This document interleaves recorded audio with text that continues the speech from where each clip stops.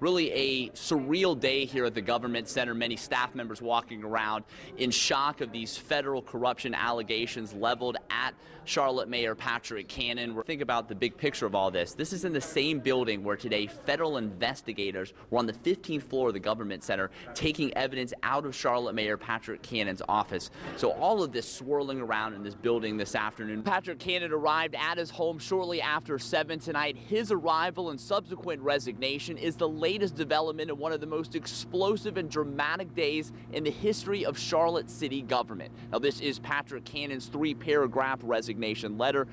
Charlotte is more than one man. One day after the arrest, federal charges, and resignation of former Charlotte Mayor Patrick Cannon, City Manager Ron Carley said the government center hummed along like normal. The accusations in yesterday's warrant do not portray the way the city of Charlotte works. Carley sent this 6-minute video to all city employees, reassuring them in wake of the explosive developments around the mayor's office. I think today people are trying to get back to the business of government.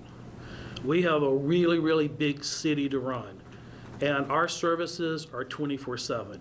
We just can't let this be a distraction to us. The city manager said he also met Thursday with department heads in planning and development. Carley said they reassured him Cannon's federal allegations of soliciting and accepting cash bribes in exchange for developments are not expected to ripple to other people or agencies. They articulated to me their commitment and expectation that this is not a pay-to-play environment. Carley said aside from Cannon's allegations, he's confident the city's integrity remains intact because of the many checks and balances done by city staff for all city projects. There are a lot of eyes on all of these projects, and everybody is coming into the meetings on these projects with a sense of professionalism. Carley said to his knowledge, no city employees have been subpoenaed, but said he was in contact with federal investigators Thursday.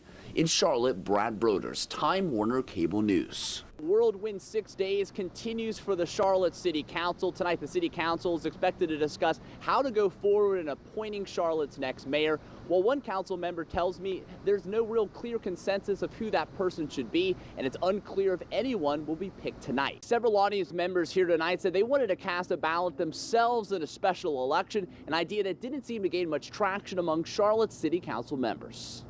Thank you for this day. Hands locked together, Charlotte City Council members prayed for the Queen City during a difficult moment in its history.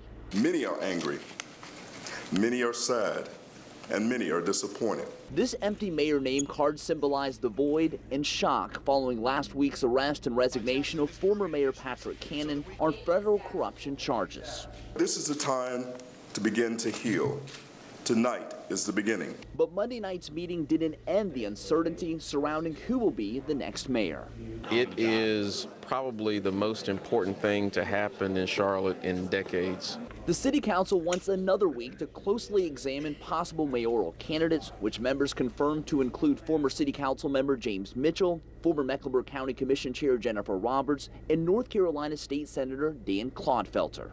I think it's one of those times that we have to really be thoughtful in our consideration. I think the biggest test here is the ability to restore confidence quickly. So we need to have somebody who is obviously capable. But some of the audience wanted the City Council to get the North Carolina General Assembly to grant a special citywide election for the vacant seat. Current city law said the appointed Charlotte mayor must be 21 years old, a registered Democrat, and eligible voter. I, like a lot of people in Charlotte, feel like we were duped. We were tricked by Cannon, in that we deserve a chance to have another election. That idea didn't garner much support from the City Council, though they said next Monday's meeting could include public comments. Nobody believes that we need the state legislature to tell us how to fill a vacancy. And the Charlotte City Council tonight also rescheduled a special half-day budget retreat set for this Wednesday for a future date so the next mayor can take part in those discussions. Reporting live at the Government Center uptown Charlotte, Brad Broders, Time Warner Cable News. The criminal actions of Patrick Cannon brought undeserved shame and embarrassment upon the city of Charlotte. Not long after the apology. I regret having hurt the city that I love. And the guilty plea from former Charlotte Mayor Patrick Cannon. I have acknowledged being guilty of accepting monies for constituent services. The Queen City tried to move on beyond its most embarrassing political scandal.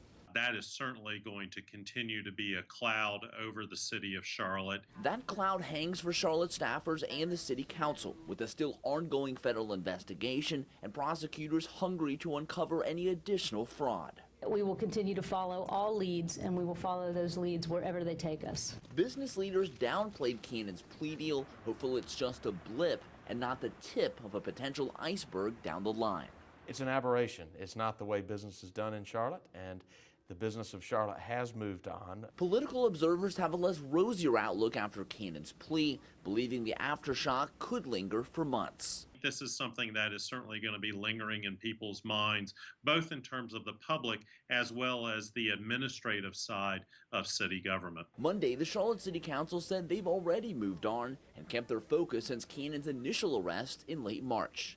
In Charlotte, Brad Broders, Time Warner Cable News.